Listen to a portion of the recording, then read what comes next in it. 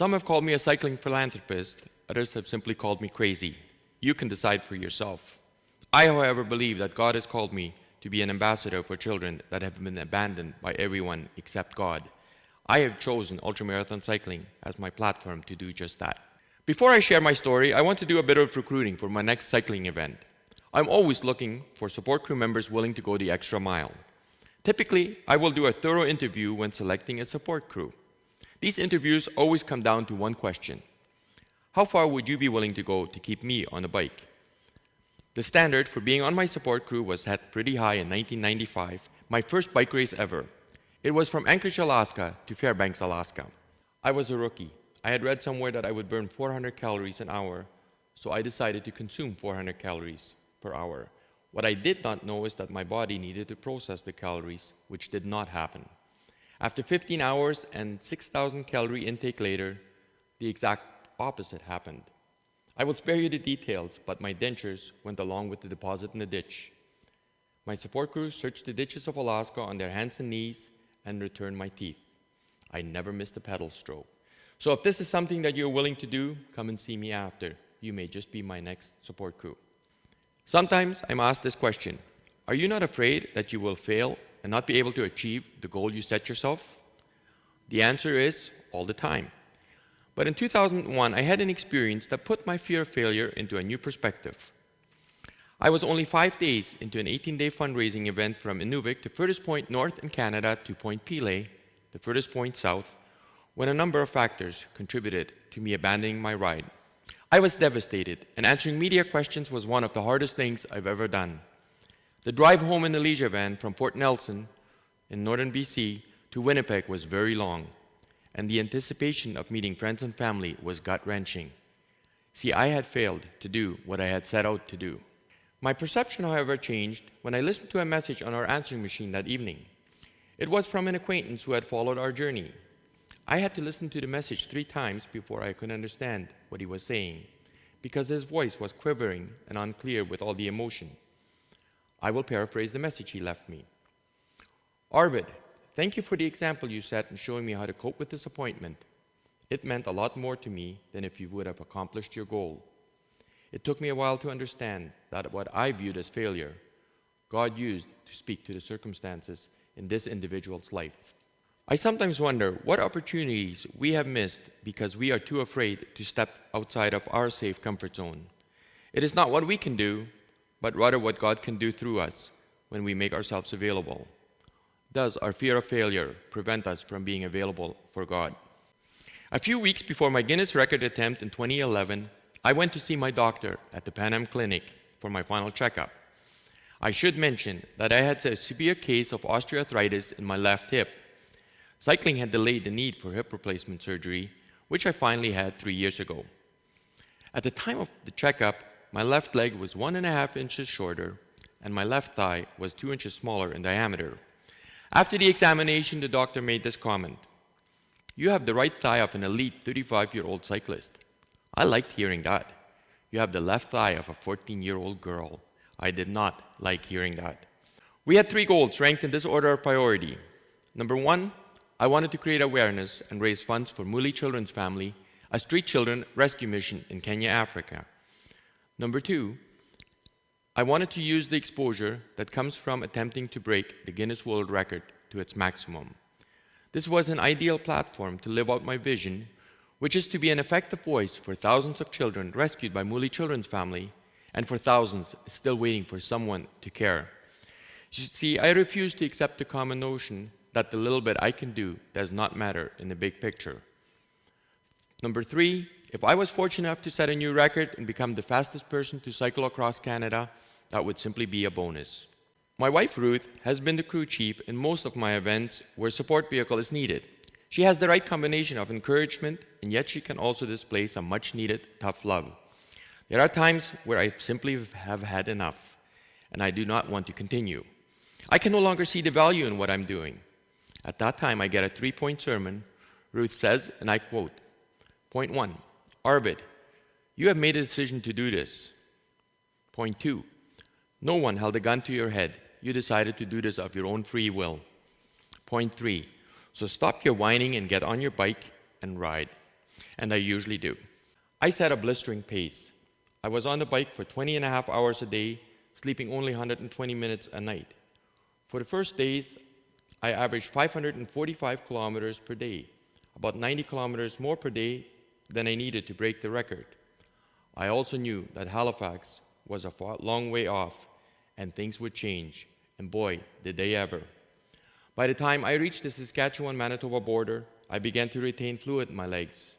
As the swelling increased, cycling became more and more difficult. It felt like I was pedaling underwater. I had also developed a good-sized boil to sit on, but at least this pain was helpful in getting my mind off all the other challenges I was dealing with. The lack of sleep began to take its toll around the Great Lakes, and I began seeing things. The moon was shining brightly. At one point, I was sure that I saw a huge sprinkler oscillating back and forth over the vegetation in the ditch up ahead. When I got closer, it turned out to be the wind blowing the tall grass in the side of the road. This one night, I saw a lady wearing a red and yellow jacket, lying on her back with her feet up. In my mind, I saw her as clear as can be. I was just about to alert my support vehicle. We needed to stop and help her. But as I got closer, it turned out to be a construction sign that had been knocked over. It was high time for some shut-eye. A defining moment was on the way to Marathon, Ontario. I recall stopping at 2:30 a.m. engulfed in complete fog. Honestly, I did not think I could go on. As I was leaning on my bike, I noticed a ravine just a few feet away. It came to me that if I just nudged my bike even just a little bit, my bike would topple down, and I would have a legitimate reason to quit. Just at that time, the support van pulled up alongside of me, and I saw a perfectly good spare bike mounted on top of it. It would have been difficult to throw that one overboard by accident as well. But it was here that my prayer changed from, God, help me to do this, to God, I cannot do this, but I will continue to do my best. I surrender the outcome of this event to you. It was a freeing moment and a lesson that I will hopefully never forget. As far as I was concerned, this so-called once-in-a-lifetime experience need not be my experience. I tried to recall my goal, my vision, my reason for being here in the first place. Even my genuine desire to have people share my passion to help a child in need seemed insignificant at this time.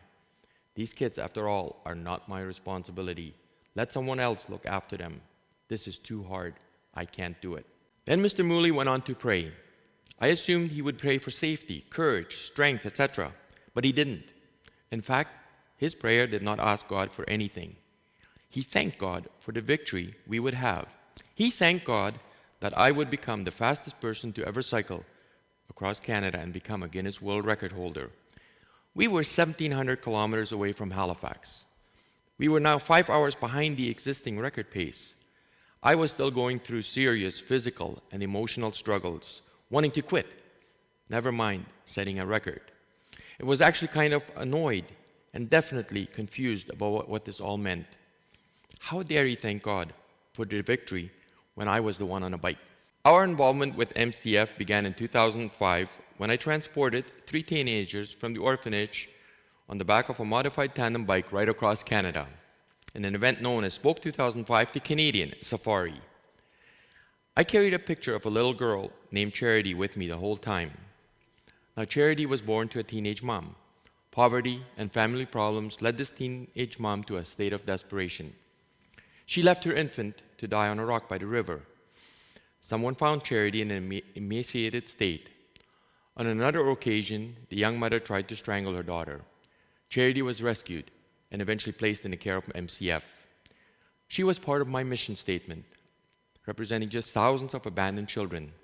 It was just a picture, like many others we see in the media, the kind we make go away by changing the channel or flipping the page in a magazine or newspaper. In November of 2006, Ruth and I visited MCF. At one of the evening programs, the youngest children were wandering around. I held out my arms. A little girl jumped on my lap. She sat and played with my fingers. It happened to be Charity. I had carried her picture for 30 days and 7,000 kilometers across Canada. Now she sat on my lap for 30 minutes. It was at that time a picture of a child in need became a real person. God removed the wall of indifference with which I had surrounded myself. I'm so thankful that God opened my eyes to see past the picture.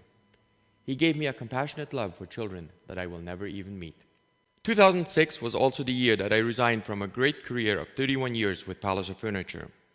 Since I had been in a senior management position, the DeFair family saw fit to support my new calling with a 1-year severance. We stretched that out to 29 months by making significant lifestyle changes.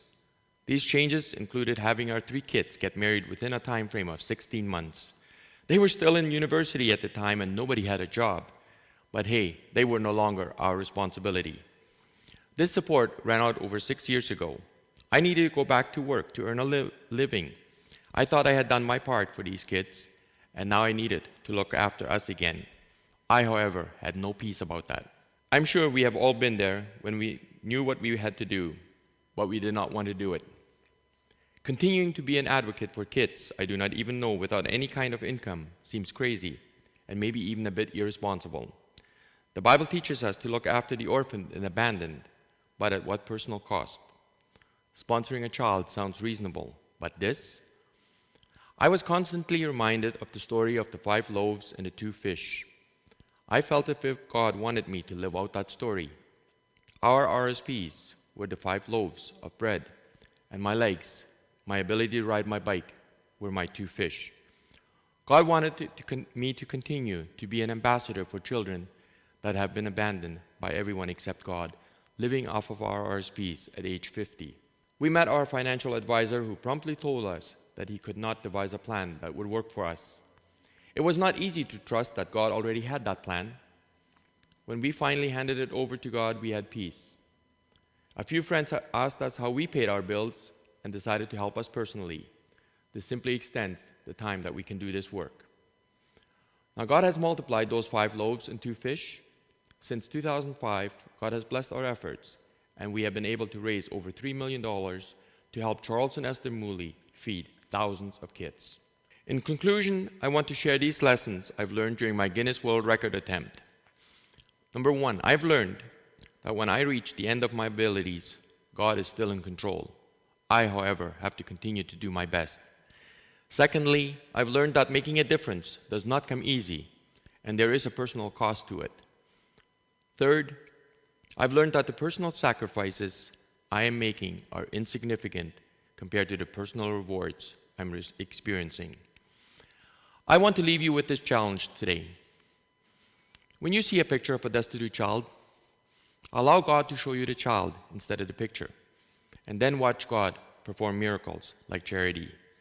But it does begin in your own heart. Thank you for allowing me to share my story.